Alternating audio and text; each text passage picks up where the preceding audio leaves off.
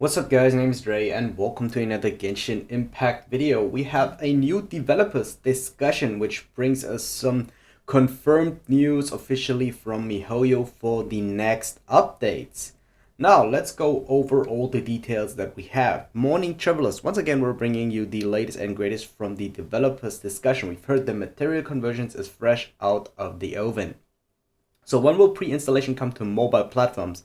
We mobile players want to play sooner than when version updates drop as well. So we will be releasing pre-installation on mobile devices before the version 1.3 update. This will reduce the amount of time needed. So actually they confirm pre-installation for mobile. Don't want to read through everything. This is a pretty good update for mobile players. I'm just like a partly mobile player. When I don't have access to my usual PC, I sometimes play on my iPad. This is a pretty good opportunity, I guess. So, yeah, pretty good for mobile players. I wish that we could hold down a button to add materials when enhancing our weapons. You will be able to hold down a button over the image of weapon materials to decrease the amount consumed. Also, very nice quality of life update. We'd like to use controllers on iOS devices. This one is huge for me because I do have a controller and I do have an iPad or iOS device. So this is of course only very good for you if you like traveling and you like to play the game. Then you just can put in your controller and you don't have to deal with the touch control motions because you're not really used to it. Maybe you're all more used to a controller, very similar to the Nintendo Switch, where you just can take it away and play while you're traveling or do something else. So yeah, the developers have heard your cries from version 1.2 onwards. Devices that we have had their operating systems upgraded to iOS 14 or higher will now support the Xbox Wireless Controller, the Xbox Elite Wireless Controller, the PlayStation DualShock 4 Wireless Controller, and iOS specialized Bluetooth controllers. So this one is very huge if you have an iOS device and of course a controller. Very nice quality of life update. I'm one of those persons that can really profit from this update. I do really like this, and yeah, really looking forward to this. Question number 4. I wish that we could have the ability to convert materials. The upcoming material conversion function that will go live in version 1.3 is already in the development. Stay tuned for future official announcement regarding the required materials and rules behind this function. I don't know which specific materials they talk about, but I think the most important one would be like those crystals that you use for essential materials that drop from the hypostasis and from the Regis mines.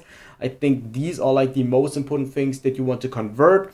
Or other than that, talent materials. So let's say you actually want to have talent of gold, but you do have a lot of talent of prosperity which you don't use, so you can convert those prosperities into teachings of gold to use it for your specific character. So I imagine that they want to do something like this.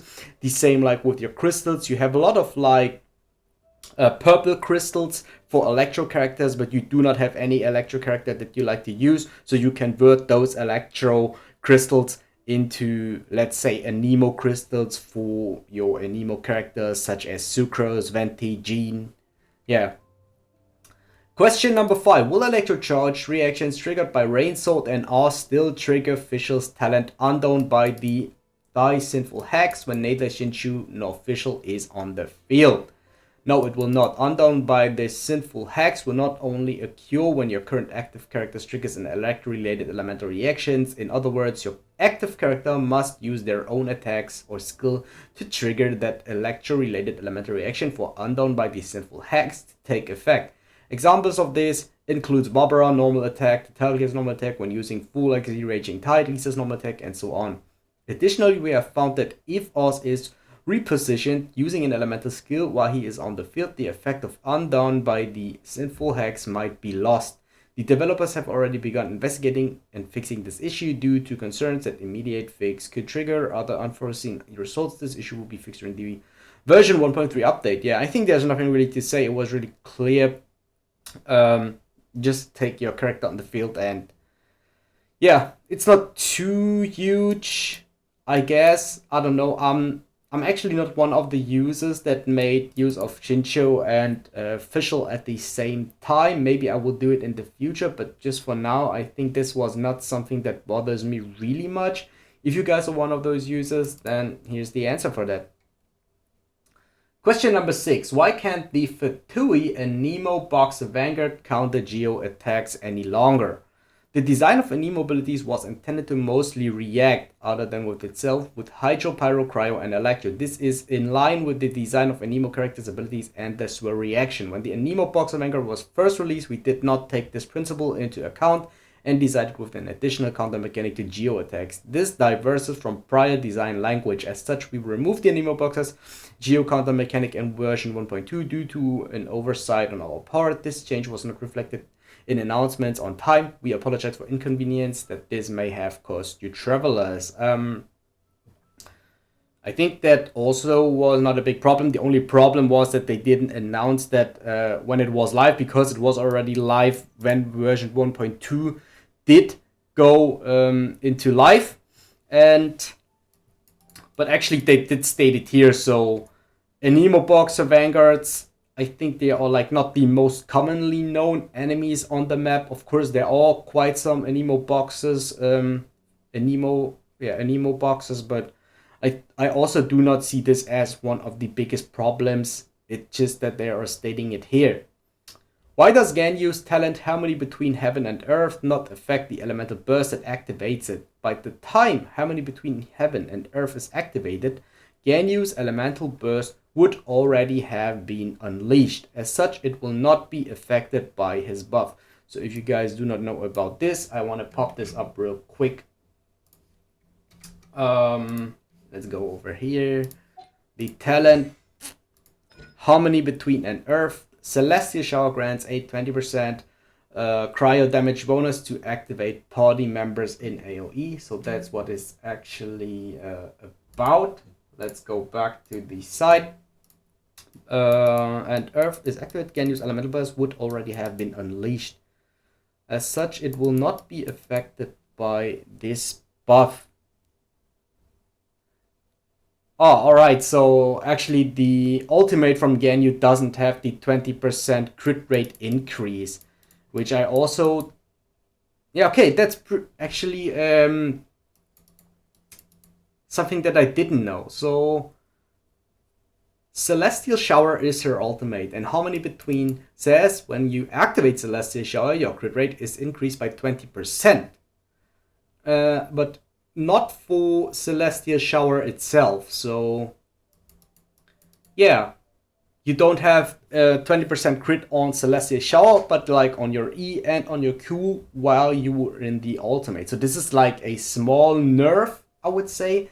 It does affect Ganyu, so you won't crit as much, but the effect only lasts for like 5 seconds. So still 10 seconds of the ultimate would be anyway without the buff.